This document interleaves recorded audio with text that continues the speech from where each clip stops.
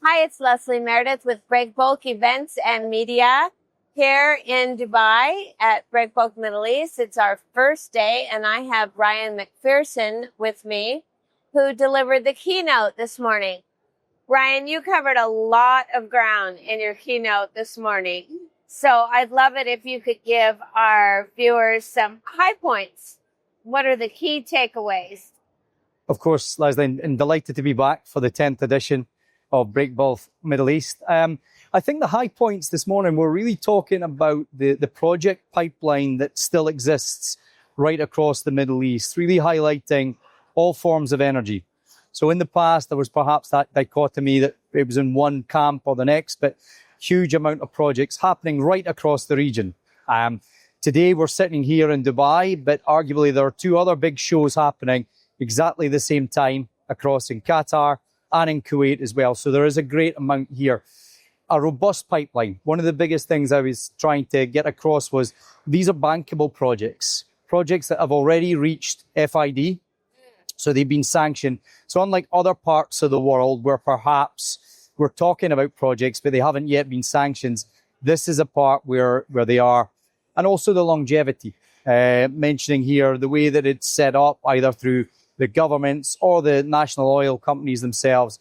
There are long-term commitments. So we're seeing decades ahead. And it's maybe not moving as fast as people are used to.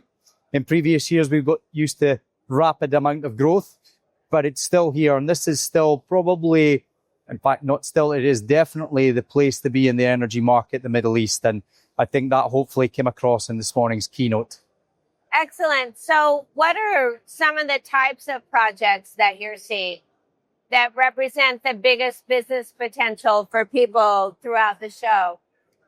So oil and gas continues to be the main driver. So most of your projects continue to come in the oil and gas aspect, but you're still seeing a lot. I was mentioning this morning, carbon capture, storage, projects in the solar side, onshore, offshore wind. So there are a multitude of these projects that are coming in, again, that have been sanctioned. Oil and gas are still the main ones, and we're seeing a lot of the big areas here, big countries increasing production levels or with appetite to increase that. And that's great for your supply chain about here because they can get really stuck into that.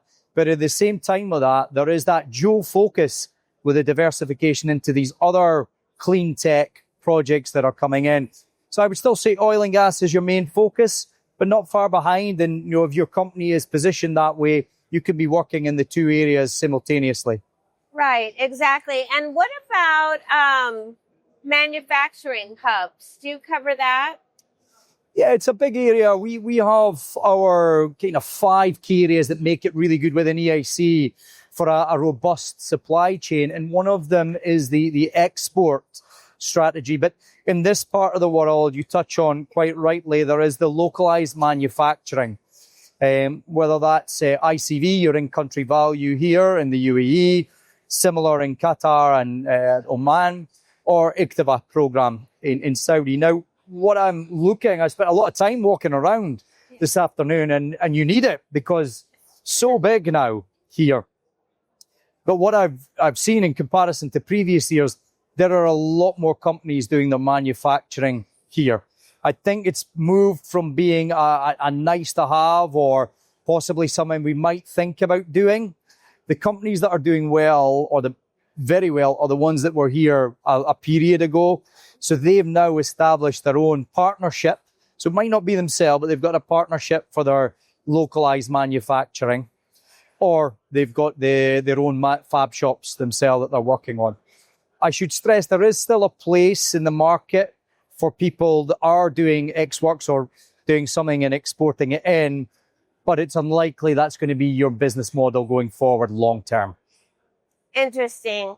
So would you say that the Middle East, this region, has the strongest project pipeline of anywhere in the world?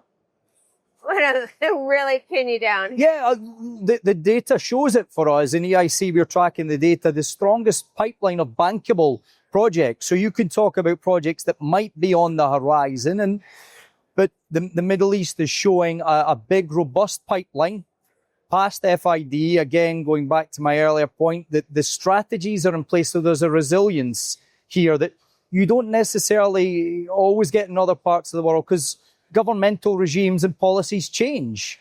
Here it tends to be a focus going forward. We know where we want to be in 2050 or beyond. Yes, exactly. And we're setting out the plan now. The steps are all in case, and we might tweak the strategy as we go on.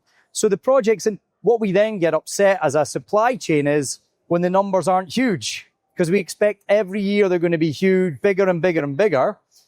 2024, we do a report, Leslie, Survive and Thrive, and average growth rate for our members who participate in Survive and Thrive was 68% in the Middle East. And when you compare that to other parts of the world, that number drops to between 10 and 20. So Brilliant. that just shows you where we are at here. 96% of those who were interviewed as part of Survive and Thrive in this part of the world, 2024 was a record year of revenue for them. You know, these are massive numbers that you put out. It's never going to stay at that high 90s level, but that is enticing other companies to come out as well. So definitely biggest robust area. And I'm really proud and fortunate to work in this region. Excellent. Well, thank you so much for that uplifting news, inspirational, really. And it's great to have you as a part of the event again. Pleasure as always, Leslie, and enjoy the rest of the conference. Yeah, thank you.